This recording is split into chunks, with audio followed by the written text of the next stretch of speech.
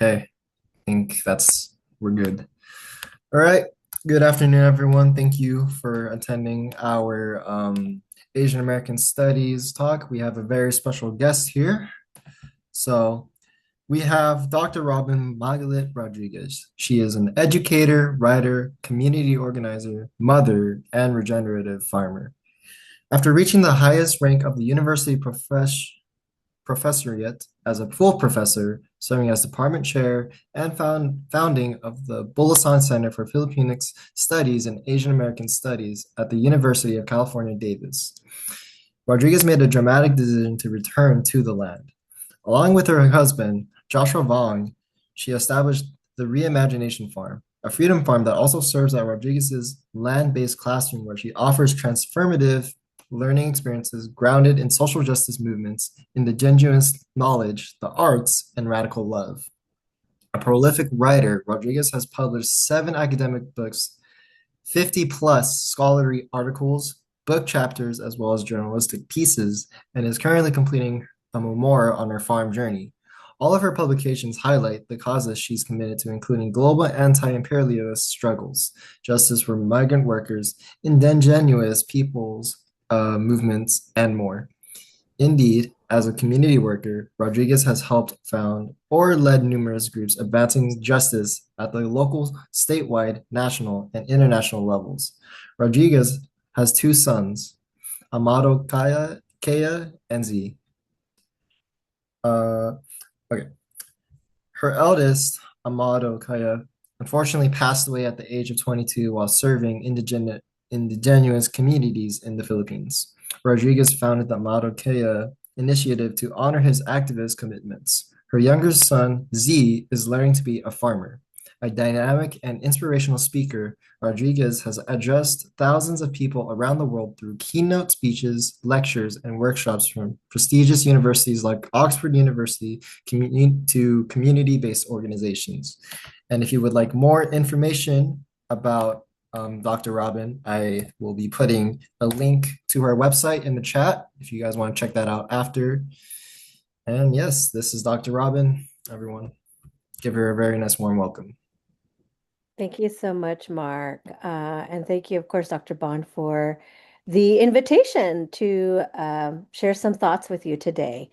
As I wanted this to be sort of interactive, so I am asking you all to pull out a piece of paper, scrap paper, if you like, any kind of piece of paper. Get some markers if you have some markers available, great. You don't necessarily have to do that, but what we're going to do is we're going to decorate hearts that represent us. So I'm going to draw a heart. I'm going to put my name in the middle just to kind of show you a sample. It says there's a heart with my name in the middle. You may want to decorate it with things that are kind of important to who you are, whether it is your interests. I don't know, maybe you like anime or you like a specific genre of music, or you are really connected to your sense of identity. Maybe you're Hmong, maybe you're Filipino, or some other kind of person of Asian descent. Of course, we're in an Asian American Studies course talking about Asian American Studies. But if that may not necessarily be your identity either, but decorate your heart. Take a moment. I'll give you about maybe 5 to 7 minutes to do that. It doesn't have to be a whole lot, but I would appreciate it if everybody could go off screen even for a brief moment. Show us your attentive, beautiful faces and even a quick glimpse of your heart. In about 5 to 7 minutes, I'll give you a sense of the time. A little bit later. So yeah, in the meantime, just work on your hearts wherever you are. And then later on, I'll invite you to go off camera just for a bit.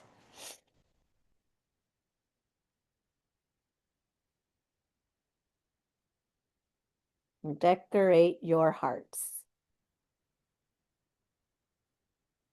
While everyone does that, I'm going to just read the land acknowledgement for Fresno State really quick. So the Fresno State campus sits in the midst of the San Joaquin Valley, a valley rich in the traditions and representation of Native American peoples and cultures.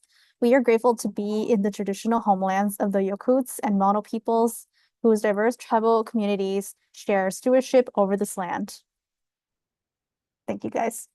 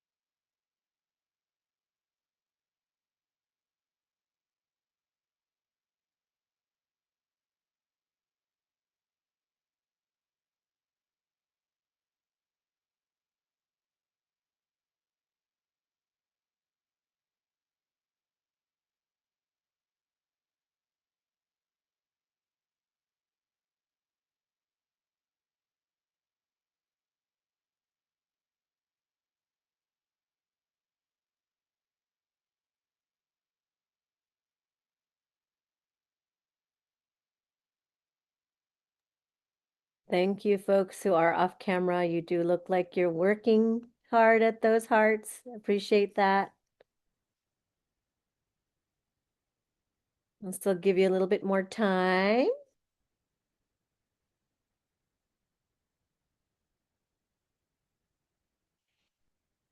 If you're a crafty person, you have stickers and other kinds of things that are easily available to you. I definitely encourage you to put some effort into decorating those hearts as reflections of you.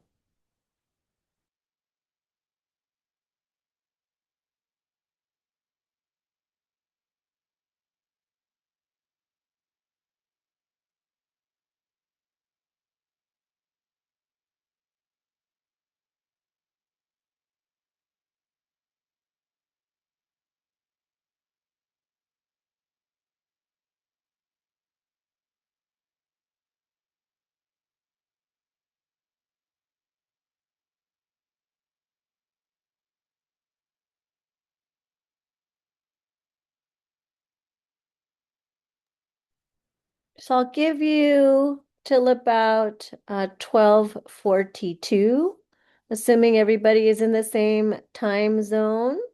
So 2 more minutes to work on your heart.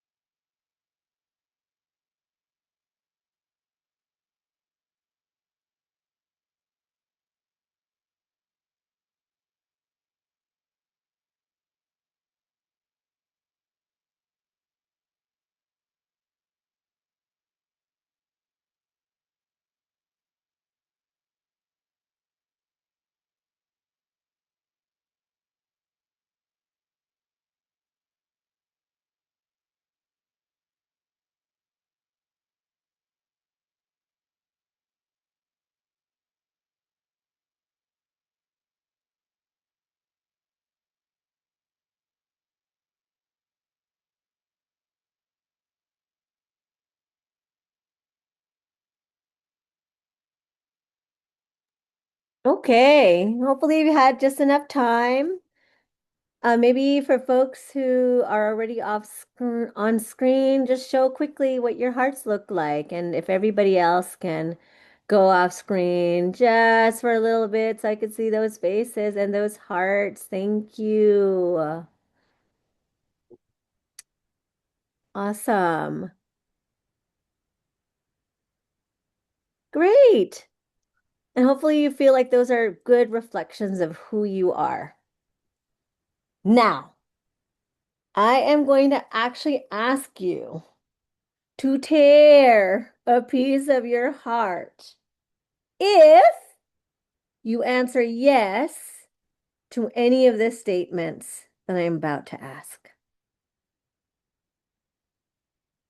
A teacher mispronounced your name because they haven't encountered students of your background at your school. Tear a piece of your heart.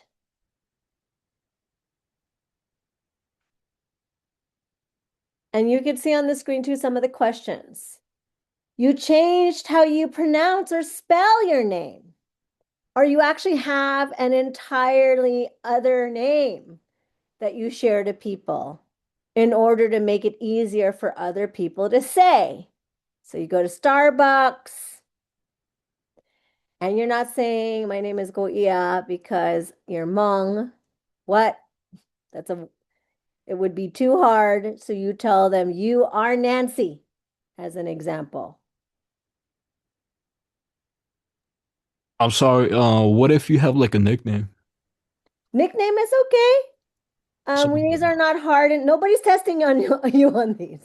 no, I know. Like, would you still like tear it apart? I mean, if you feel like the nickname you have is because it's easier for people to pronounce or spell, Okay, okay. right? Now, if it's just a nickname because your mama likes to call you a nickname, like I call my little one Honeybee. He's sweet. But I didn't give that to him because he has a name that is hard to pronounce per se, right? Different kind of context. Tear a piece of your heart if you're actually embarrassed by your name. You're Filipino and your last name is Katumbay. That's probably how it should be pronounced. You say Katumbe, or you find some other kind of pronunciation. It's embarrassing. You felt that shame before. Tear a piece of your heart. Tear a piece of your heart if somebody made you feel like you didn't belong based on your racial or ethnic background, your religion, or other aspects of your culture. Tear a piece of your heart.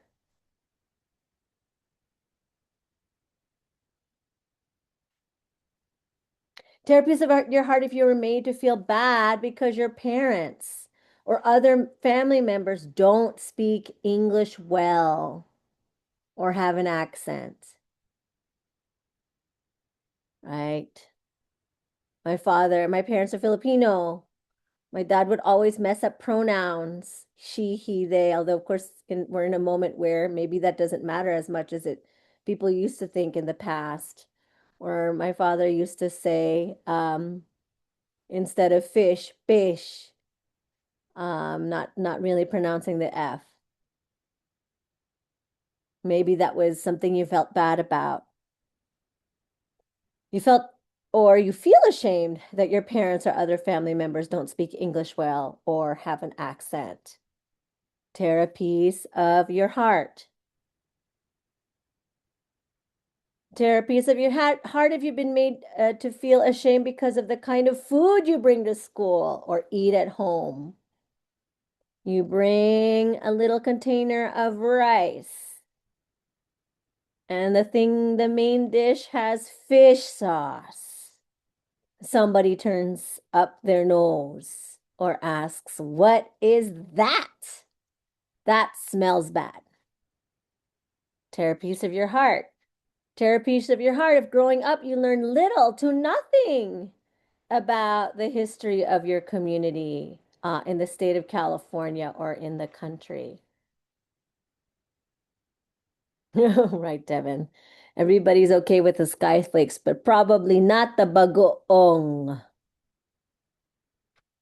If you've ever encountered, if you've never encountered educators to share your background, tear a piece of your heart. Meaning, you went to public school in California or in the United States, and all of the educators were somebody that was not a person who shared your background. Tear a piece of your heart.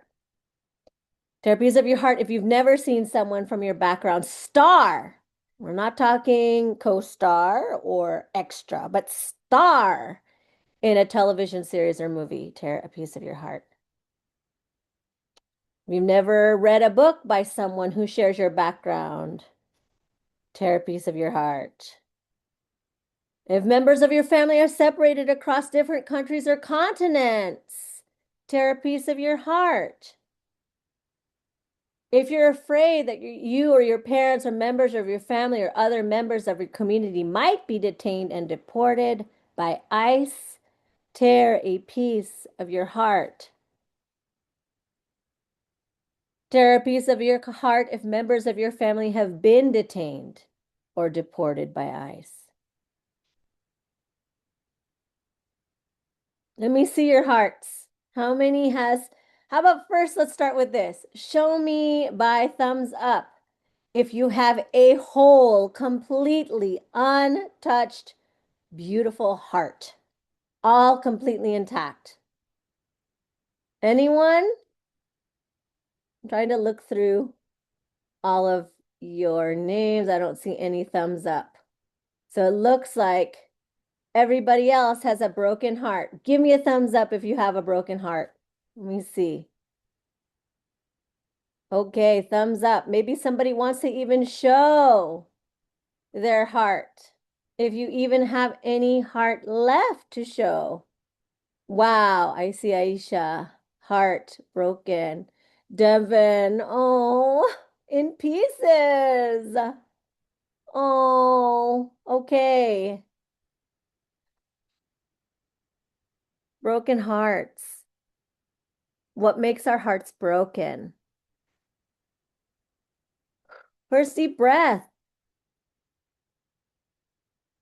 Deep breath. Deep breath for all of the hurt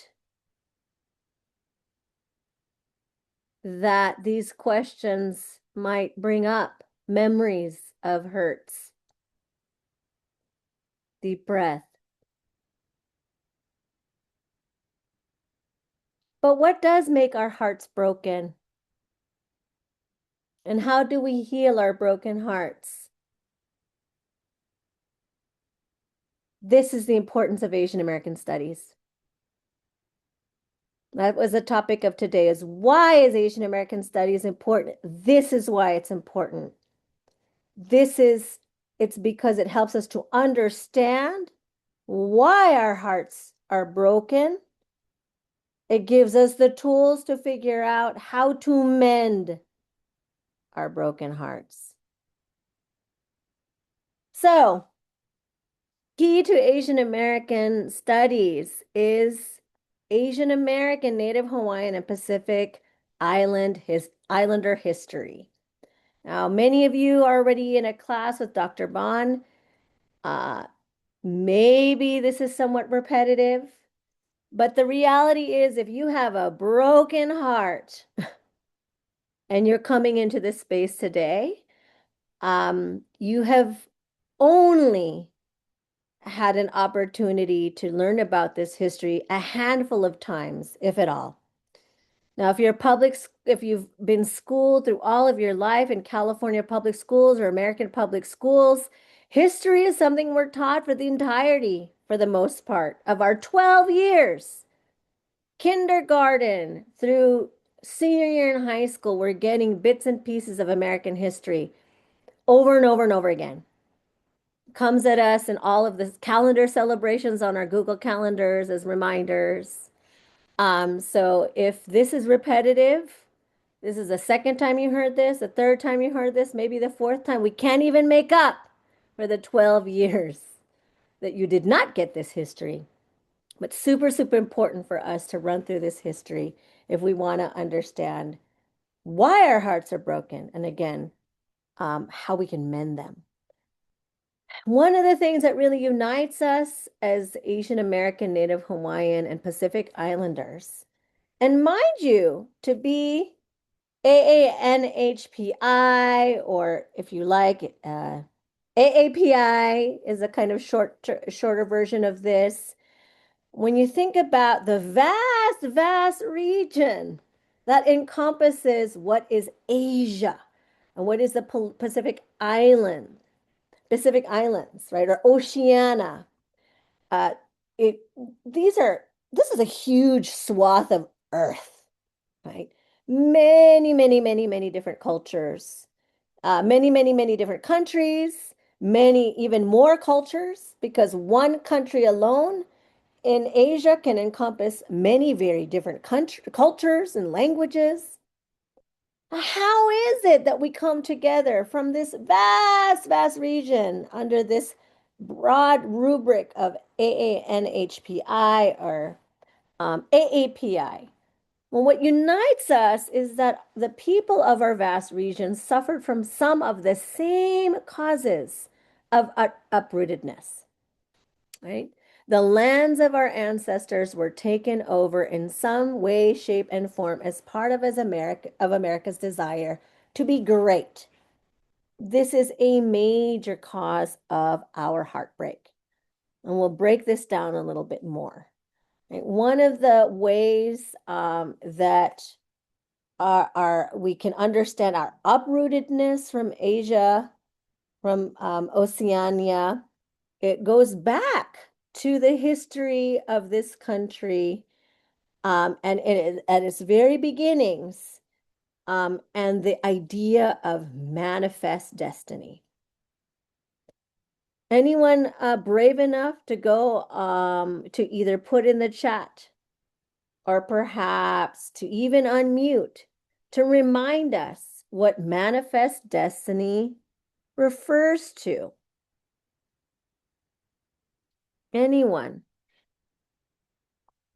Westward expansion of like Christianities and white European values. Yeah, who is that? I don't see the name. That came from somewhere. Julian, my name is Juliana. My name Oh, thank you so much, Juliana. Appreciate that. Yes, yes, yes. Oh, Jesse. I think a Jesse also raising their hand. Jesse, yes. Yeah, it's also just the thought of uh, it being the right of U.S. and Americans to expand westward to push their culture and philosophy onto a uncivilized people or land. Right. I don't have more to add to that. That's like a mic drop moment for both of you, Juliana and Jesse. Thank you. Manifest destiny, something we should be very familiar with already, right?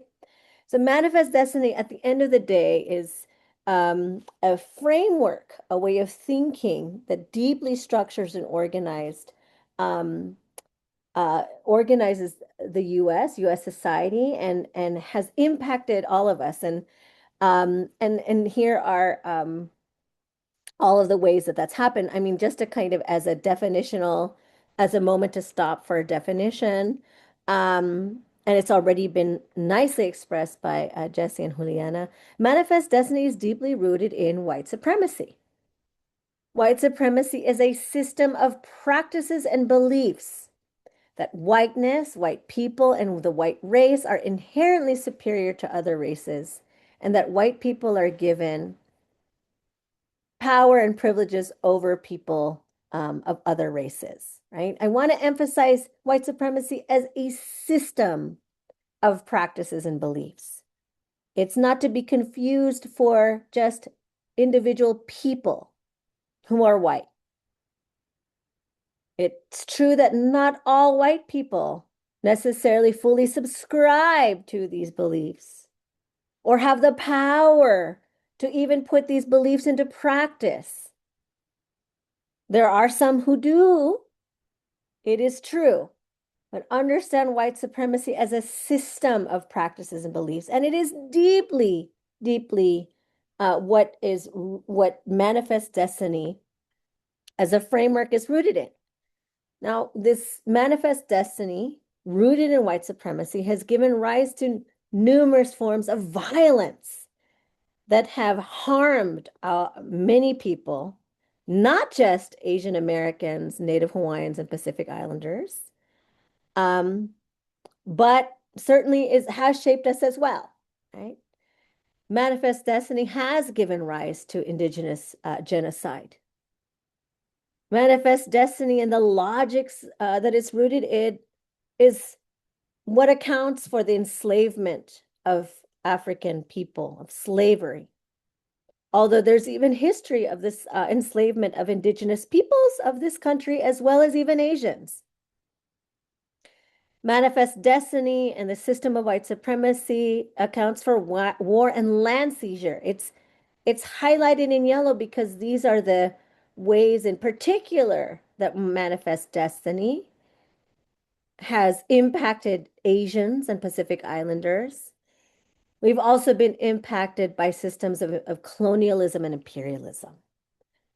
So this is a really great kind of, I think, image. That sort of captures indigenous genocide, right? The biggest genocide in human history didn't occur in Nazi Germany, but on American soil with 100 million Native Americans being slaughtered, losing their homelands.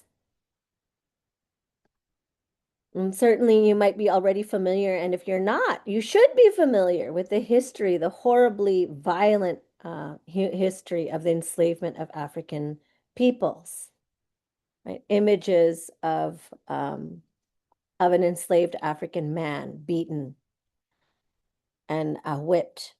Just the cargo holds as enslaved Africans were treated not as human beings, but as a mere commodity. You see here, manifest destiny is also evidenced in kind of war and land seizure, right? What was formerly Mexico, right? Being seized by the United States. That includes, in fact, the state of California.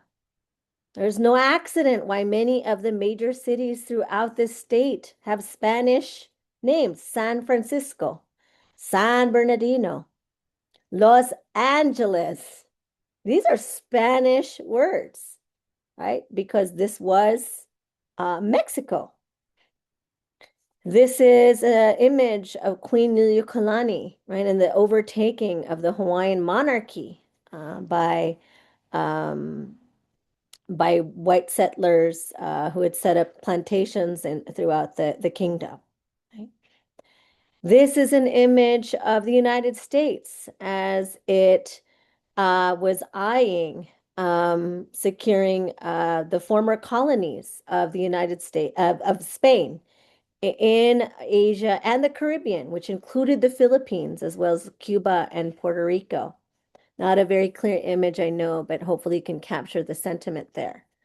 This is also an example, more recent, at least, in the last 50 years, of the impacts of manifest destiny in a more modern form through the Cold War and the United States desire to have really global domination and to kind of dominate over the Soviet Union, the former Soviet Union, in terms of control over various countries of the world. And the U.S. Put tremendous effort, military might, and all throughout the Asia Pacific in order to really try to secure a stronghold for itself in Asia. And that really impacted so many of our communities. The manifest destiny in its sort of earliest and more modern forms. Separately, but also connected to manifest destiny, are racial stereotypes, right, that have shaped Asian immigration to the United States, and our experiences here in the US historically and into the present. Now, the Central Valley, y'all are in Fresno. Y'all are coming from the Central Valley. So much of Asian American, Native Hawaiian, and Pacific Islander history is rooted in the Central Valley. This is just a photo of Filipino migrants in the Central Valley. But as the United States expanded westward from the original 13 colonies in the east, as it expanded westward, really to kind of expand from coast to coast. And after the end of slavery, the U.S. really needed cheap workers, cheap labor to do work that many whites really refused to do, right? Agriculture has always been in this country a kind of work that has been reserved only for people of color. Initially only by enslaved Africans, and then after the abolition of slavery, the U.S. then turned to other sources of labor, and those sources of labor all tended to be peoples of color. And among the early groups that the U.S. brought to among the first groups that were brought to the U.S. as laborers were first the Chinese from Asia, and then eventually that went to there was pushback against Chinese migration, and that then led to the Chinese Exclusion Act of 1882. And so we have this dynamic in the US where you have a real desire and demand for cheap workers. And after the enslavement, again, after the abolition of slavery, it was Asia where the US turned for labor. But there was always this contradiction where the US would bring in cheap workers from Asia, and then there would always be this counter movement to also restrict their entry. So the first major group that came to the US came from China, but then there was pushback, and that led to the Chinese Exclusion Act. As I mentioned earlier, after the Chinese were excluded, then the U.S. decides, well, Japan is a good source of labor, so they started to bring in the Japanese. Then the Japanese too were subject to Exclusion Act, something called the Gentleman's Agreement. Then after the Japanese, they decided to go to the Philippines because by then the Philippines had become a colony. But even after that, there was pushback. And then even along the way, they were also bringing in people from India, right? Huge numbers of people from India, but then they also experienced pushback. Just so that you can read a little bit, just from this original Chinese Exclusion Act, right? Whereas in the opinion of the government of the United States, the coming of Chinese laborers to this country endangers the good order of certain localities within the territory thereof. And you can kind of read the text of the law. If you see this image, that's an actual copy from the archive, the National Archives of the actual Chinese Exclusion Act. But again, this push and pull between a desire for cheap workers and then a pushback. This is the act that restricted immigration from India after the U.S. was bringing in quite a number of Indians to work in the U.S. And again, specifically Central Valley, right? And you see some of the descendants of these very people still to this day, right? This is how they were characterizing people from India or South Asia more broadly. Have we a dusky peril? Hindu hordes invading the state? That's the kind of representation of South Asians more broadly. There was, again, because the Philippines was a colony, the U.S. had brought Filipinos at first, and then all of a sudden there was pushback. There were angry hordes of people all throughout the Central Valley. And there was a huge burning down of the town of Exeter, if anybody's familiar of the city of Exeter. There were Filipino white vigilantes there. There was even somebody who was murdered in Watsonville. These are the kinds of signs that you could find all around the Central Valley. And this eventually led to the Tydings-McDuffie Act, which prohibited Filipino migration to the U.S. Of course, you have Hmong people coming to the Central Valley as well. Hmong refugees have a very slightly different experience. Instead of being kind of brought in as laborers, they were pushed out from the various places where they were living in Southeast Asia, many from Laos, as a consequence of the Cold War, and specifically the Vietnam War, and finding their way to the Central Valley to make a living. Of course, there's other presence of Pacific Islanders in the Central Valley. Also, because of these histories of war and empire that brings them into this region, right? But the point of, again, the talk here is to really recognize that our broken hearts, right? Our broken hearts come from this history, a history of manifest destiny that created conditions of displacement in our ancestral homelands, conditions of racism and discrimination once we got here to this country as immigrants. And even now, even though I've been talking about some very early histories from the 1900s, right, over a century ago, and I've pulled that forward through more recent times of the 1970s, when you think about the beginnings of refugee settlement in the Central Valley or in kind of the United States, all the way now into the 2025s, right? That current policies of detention and deportation are fundamentally rooted in the experiences of early Chinese immigrants. A lot of the laws that were formed first against the Chinese and then adapted over time to different Asian groups would then eventually are continuing to find themselves even in this contemporary moment. We have to understand that the histories that explain the experiences we have in our everyday lives and the experiences of our broader communities, right?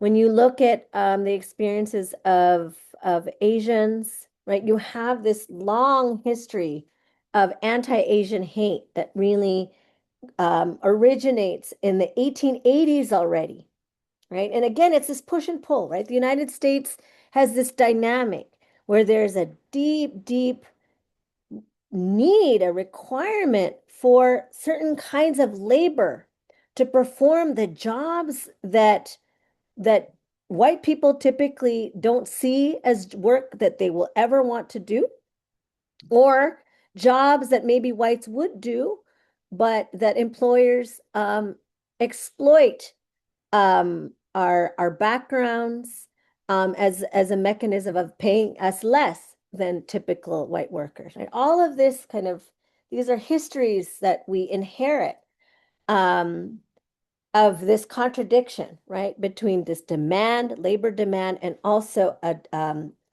like a desire for labor, but also a kind of sense of that they also despise us as people culturally for our cultural difference, for even just ideas around our very being, right? You see this happening from the at least for Asians, anti-Asian hate from the 1880s all the way to the 2020s, right? You can see there were literally organizations called the Asiatic Exclusion League. There was actually groups, clubs, if you will, of people who would organize themselves and have regular meetings to talk about the presence of Asians and to organize ways to exclude Asians, right? And that comes in new ways now, right? Again, you can see it in the ways that maybe ICE functions, or the ways that the Department of Homeland Security functions. That, of course, is the government. We're not talking about clubs organized to exclude. but there are connections between them, right? Oh.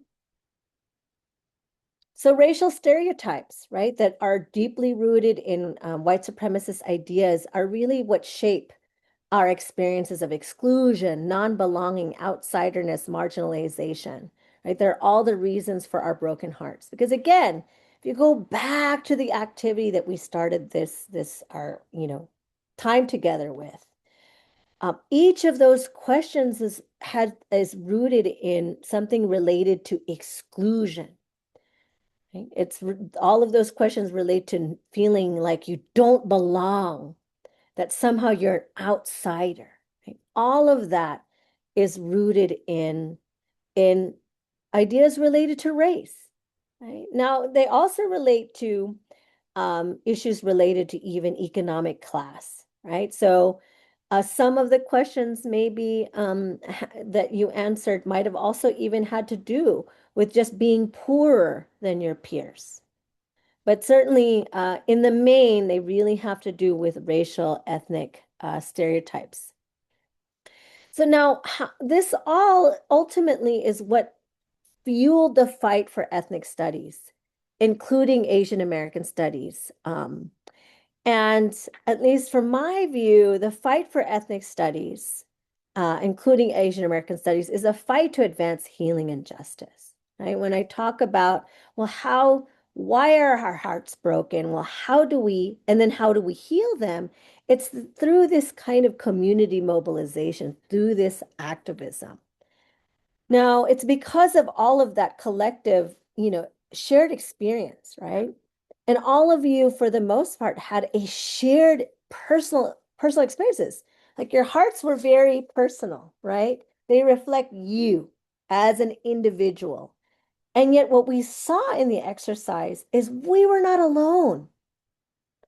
You were not experiencing any of those heartbreaks as if it was just your own.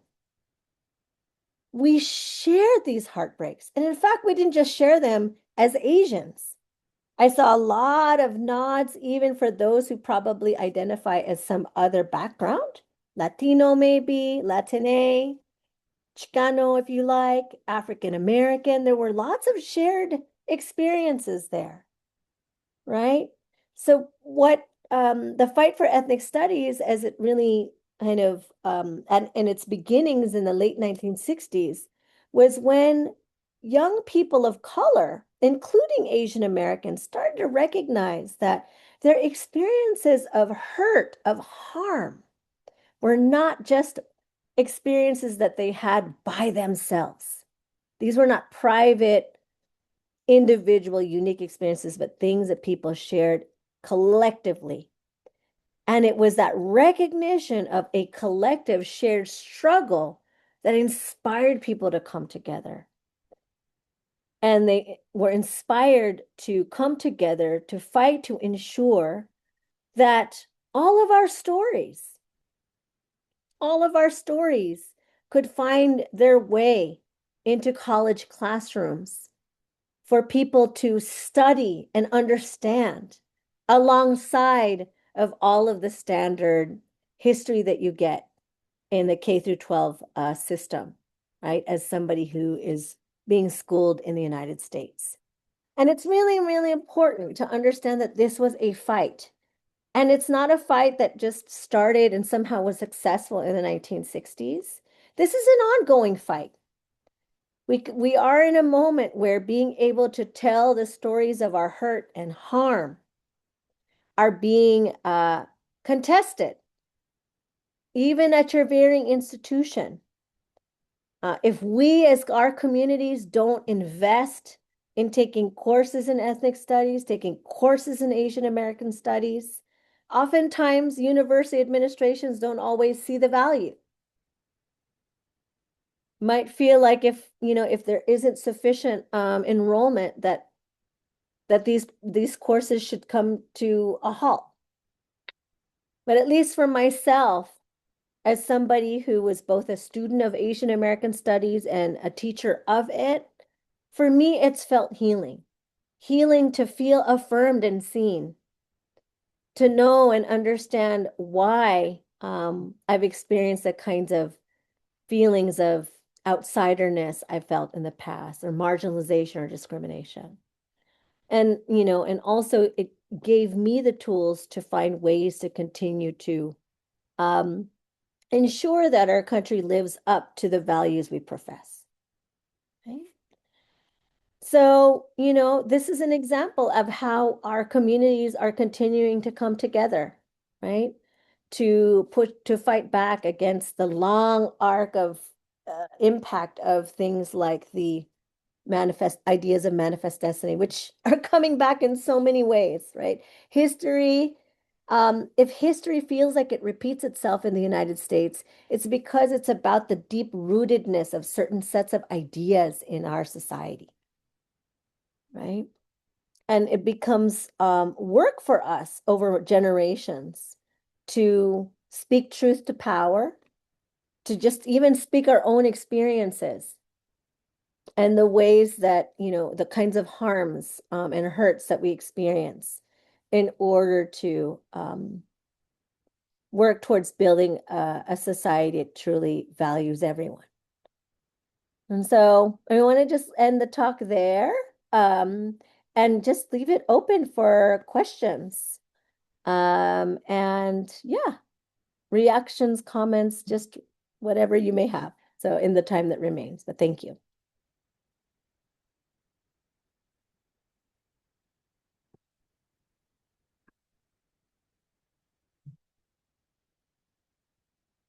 Yes.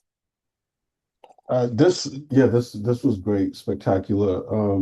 One question that I have is a few slides ago you were talking about like the coalitions and things that rose up in the past. And my question is more to like how has Manifest Destiny figured out how to break some of those coalitions between Asian and other groups of people, for example. Like for example, I think about like the history in California between Asian and Black folks and how, where you see oppressed groups and you see the legacy of oppression, you're like, oh, these groups should be, banding together, but then there's always something that's kind of laws or whatever that are put in place to prevent that. Sure. No, thank you, William. That's a great question. Maybe the reality is our coalitions across race in a society that's deeply organized and into racial hierarchy is really, really hard. They're really hard to create and form, right? And I think this is why these histories become important because in part, our ability to come together is hampered or prevented when we don't know each other's stories, right? If I, as an Asian American, don't realize, wow, my ancestors have been impacted by white supremacy as through, through, say, manifest destiny or like the Cold War or what have you. Right? If we don't know this history, it can be easy to be sort of recruited into being divided from other communities that we actually share common cause with because we just don't even know. It can be easy for us to buy the idea, for example, one of the stereotypes that gets applied to Asian Americans is, oh, you're a model minority. You're really, really smart, really, really hardworking. You get really, really good grades. Discrimination doesn't, and racial discrimination doesn't really apply to us because look at us, we're people of color, but we do really, really well, right? As compared to, say, Black people, like that is a kind of narrative that exists in our society, even among ourselves.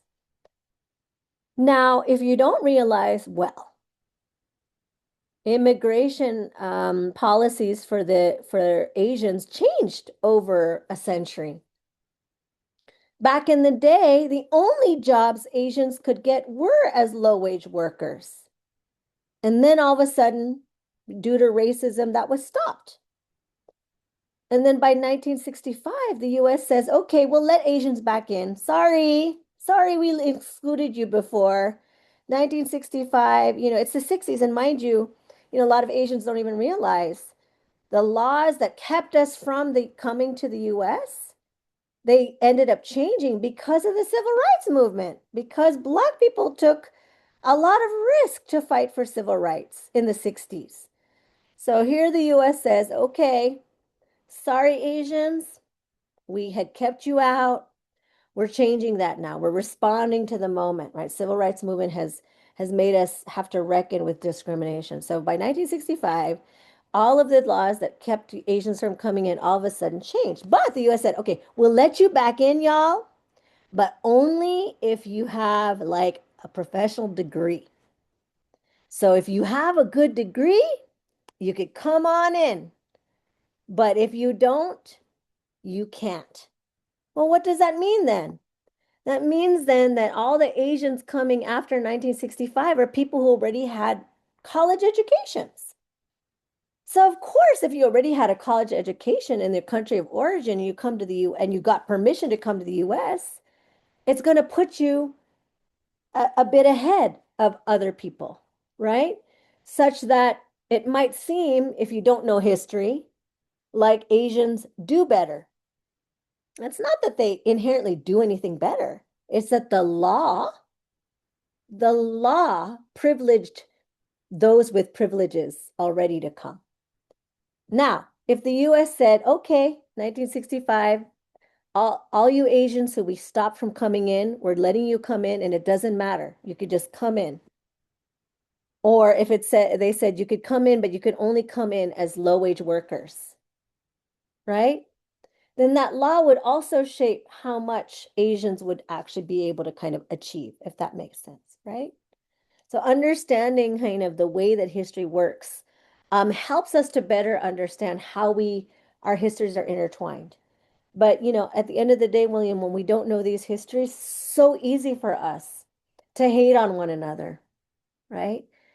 Easy for us to say, I'm better than you, you're better than me, and we are not a we, you know?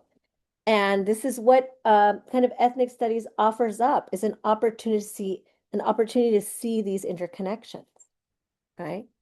But thank you for the question. There was another question in the chat.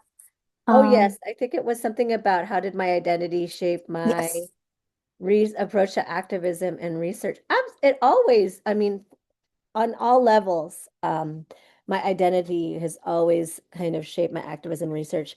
I grew up in the Bay in a predominantly people of color community, actually. Lots and lots of folks of color. And honestly, like in high school already, I was feeling like this is kind of like I don't exactly know what triggered this idea. Because I think sometimes when you're just born in a community, you're just born there. You go to school there, it's your norm, right? And sometimes you don't notice things because they're just your norm. But somewhere along the way in high school, I started to pay attention more and recognize like there was a real disconnect between the things we were reading in school, in our books, and all the kids in the classroom. And I think, that really started to make me ask questions. And honestly, I think it was when I moved out of the Bay, I moved out of California, I wanted to get away from my parents. So the first time my first year in college, I actually moved back east. And that was probably the very first time I personally experienced like racism from my roommates. When I first walked into my dorm room, it was like, oh, hi, Robyn, and it was like Elena and whatever. And they're like, oh, where are you from? Oh, yeah, I'm from California. No, no, no. Where are you really from? Uh, California. I was born in California. No, no, no, no. Where are you really, really from? And I remember my face getting redder and redder and hotter and hotter. And I was realizing, oh, because they really don't believe that I could possibly be from California. Um, And so that was, it was a very like a microaggression, but enough to like really fuel something in me. To the point that by the time, I had after that 1 year back east, I wanted to come home. So then I came home and I had the good fortune to be able to take an Asian American Studies class for the very first time in my life. And that's when it was like this, oh my gosh, that's what that was about. And it was such a mind-blowing experience for me. And that's when I decided, you know what, I wanna document my community stories. I want to see more books about myself and people, like that, I feel connected to in college. I want to see those college books be by somebody like me. And more than that, I even want to be one of the people in there to teach them. And so that was really, so my identity has really deeply, deeply shaped how I move in the world.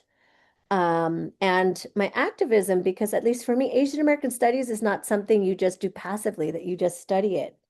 Oh, this is great information. For me, Asian American studies is necessarily about activism. If we're getting all this information about injustice, what are you going to do about it? And so for me, those have always been connected. And I'm everything I do is always around advancing justice. Not just even for my own community only as a Filipino, but for all people who are marginalized. So right now I live in a very rural community where there isn't quite a large number of Asians per se, but there's a very, very large Native American population. And, I am committed to working with Native folks and addressing the kinds of injustices they suffer, because I understand how our histories are intertwined, right? So yes, my identity is all over the place with the work that I do, but I should also say, we sometimes suffer for that, so oftentimes scholars of color often are not always taken with as much seriousness because we've decided to study in relation to our identities.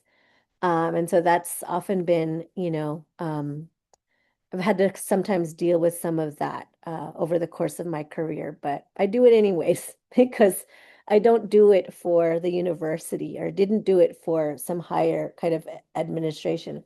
I wanted to do it for my own community and for my children. Okay. Let's see. Fantastic talk. Let's see. What advice to give? Oh, lots of things. What advice do you give to students who want to get involved with the community and don't know where to start?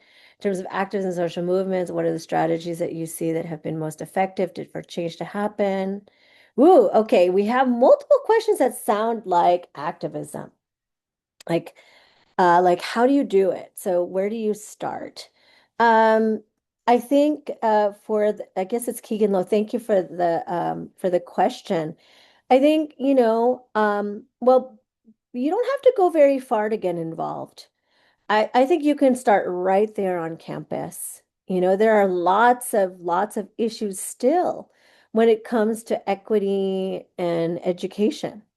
Make sure, what does your university say it's supposed to do in terms of serving students? Is there a contradiction between what the university says it does and what it actually does? Whenever there's this contradiction between what is stated as a value and what actually people experience, that's where that's that's where injustice lies, right? When you have a university says, yeah, we want education to be accessible, to speak to people's experiences, et cetera, and yet people are feeling something else or the opposite, that's injustice. And there's plenty of work to be done right there, right on your campus, right? Just in Asian American Studies is trying to fight to become its own department to ensure that you can get lectures like me and the classes you're taking on a regular basis. Make sure that that happens. Join Professor Bond and the rest of the faculty in Asian American Studies to get involved in that way, to ensure that when you leave CSU Fresno, that there will be courses like this for students that follow you. right? Now, then when you want to move into the community, I mean, there is a lot of phenomenal work happening actually around the Central Valley. So one of the hats I wear is I do nonprofit work, and we do a lot of support in supporting Asian American activism and organizing in the Central Valley. So actually, I don't know what your background is. I think it's Keegan, and I think you're low. So if you're Hmong, there are organizations like the Hmong Innovating Politics, HIP, which has an office in Fresno. There's also the Coalition for Hmong in Action Network. I think it's an organization also that has offices in Fresno. So definitely, there is a lot of activism happening in the Southeast Asian community, especially, of course, in Central Valley with ICE. All communities are being impacted, right? So whether you're joining an ethnically based organization or not. There are lots of coalitions that are really trying to challenge the ways that ICE is carrying out its policies. So honestly, Keegan, I would say, I mean, if there's a value to social media, because I'm very skeptical of social media as activism, it can give you some information about orgs that are out there, and that you can join, and sometimes it's hard. The biggest step, honestly, is getting over some of our anxiety about being in a new space. But there is so much work to be done to support our communities that I would imagine that if you approached any org to say, hey, I think I'd like to volunteer, or can I learn more? There's going to be an organization ready to catch you. So, be brave, find a friend. And I'm sure you can easily find a friend who shares this kind of desire to be involved in community and go together. I mean, I remember my own first experience as a college student. I knew I wanted to change things. I remember going to a meeting and I felt really intimidated. And I was like, after my 1 year in college back east, I went to community college, and there was like this event that happened at UC Berkeley. And I was so intimidated because I was like, oh, Berkeley, and I was in community college, but I went anyway with a friend and I got to meet other people. And, that changed my life forever. That was probably my first kind of community event, and I've never stopped doing community work since. So, there's a lot out there. I can definitely share resources, but we're part of a Central Valley API network. And again, there are lots of different kinds of organizations that are really trying to deal with. I think the biggest issue now has been kind of the impact of like different federal cuts to different like safety net programs that help feed our communities that are struggling to make ends meet, especially now, like gosh, gas prices being super high, people are struggling. So if that really moves you, there's people who are doing that work. If it moves you to kind of deal with like kind of deportation and detention under the ways that ICE is being, kind of carrying out its work, there's a lot of people doing a lot of that kind of work. So hopefully you'll find your way with that. This question about, and yes, Jenny, yes, start your own. Absolutely. That is also my experience. Sometimes there's just not a place. And, like in the Filipino community, like one of the things for me, there were lots of Filipino orgs, but a lot of the Filipino orgs were mostly focused on preserving the culture, which is cool. Like I love that too. So there's a lot of Filipino organizations that love to preserve the dance, love to teach each other the language and the food. And so definitely that was stuff I got involved with, but I also felt as a student that wasn't enough. I really wanted to kind of be more engaged around other kinds of issues of social justice. So I actually worked, it was one friend, one other friend. We started our own thing, and then we doubled and became four and tripled. And before you know it, that small, tiny organization, which started as the League of Filipino students in the San Francisco Bay Area, there are multiple chapters now. of that same organization and other Filipino youth organizations, one called Anak Bayan, that spread around the country. And sometimes it just takes just that one other friend and you sharing, or kind of with another, with more people, and you'd be surprised at what can change. And thank you, William, for sharing on how to start a student org. In terms of Brandon, what terms of activism and social movements, what are the strategies that you see that have been most effective for change to happen? Whew, that's a lot. I guess the first thing I would say is read my book. Just kidding. But I do edit. I edited and authored a book entitled Contemporary Asian American Activism, with actually my mentor, Dr. Diane Fujino. And so I think that book really captures a lot of lessons, especially for Asian American activism. I mean, there's so many different strategies and lessons I would pass on. I mean, I think one that we talk about also in the book is political education or education like this. Super, super important for us to just take a pause and learn our histories, learn about the issues, learn the roots of those issues. It's not going to be enough to like thumb really quickly through posts, y'all. You need to take the time.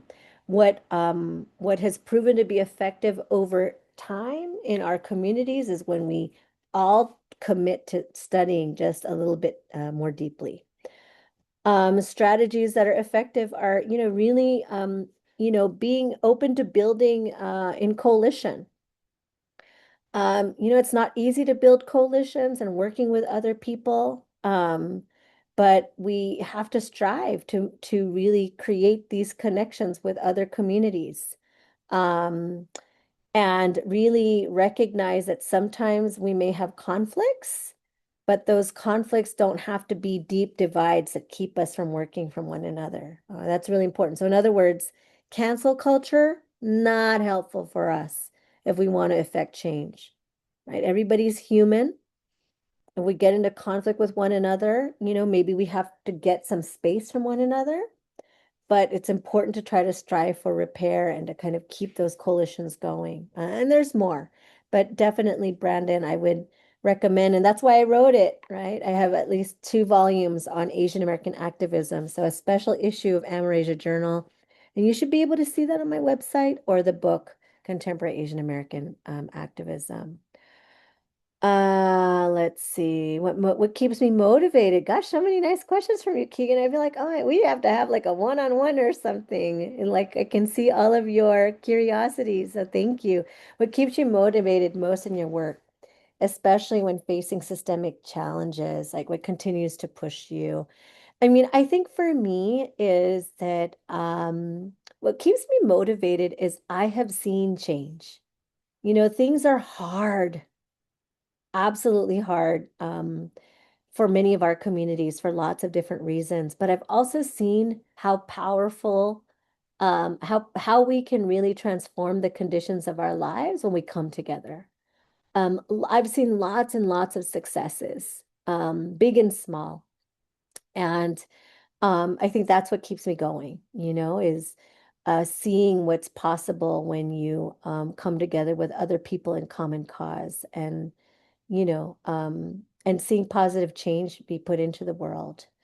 And I think I think can help all of us, right? It's easy to doom scroll, but I think I've lived enough life and organized enough to see that when I take a pause from that, from kind of being in despair, take a moment to, get together with other people, find a problem we want to address. And it doesn't have to be big, sometimes it's small. For example, it seems so small, but like a success I've seen is like I've been part of a campaigns in my community to get the community to declare October as Filipino American History Month.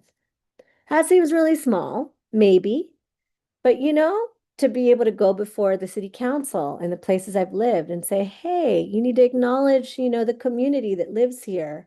Set aside this time to mark this month. I've seen it succeed. Then I've seen how all of a sudden people start to organize festivals and people are reading more books and doing all these things. This seemingly small gesture just to get our history acknowledged for just 1 month can have an impact, you know? So, I think that that's encouraging that these small kinds of interventions, like me and my friend, we just organize a thing. And then all of a sudden you see chapters of this thing that we organized pop up in different places. It just gives me a lot of hope that small interventions can have really major impact. So I think we're almost time, right? Okay, I see people are starting to have to pop off. But thank you for sticking with everything. Oh yeah, okay, so class is over. All right. So yeah, if there are any other kinds of questions, I think we have like maybe 3 minutes, but really, really excited. I'm just thankful that y'all were present, that it's gotten a bunch of you really kind of thinking. Um, and yeah, definitely would love to share resources. I do encourage you, reach out to me. My email is here. If you're interested in kind of getting plugged into some of the work that's happening in the Central Valley to support API communities. I should announce. So in the fall, probably September 16th, we are going to be hosting an API Youth Leadership Summit. So hold the date in September. It's a real opportunity for us. We really want to support Central Valley API youth to just deepen their knowledge, to connect with one another, and to get plugged in to support our communities, right?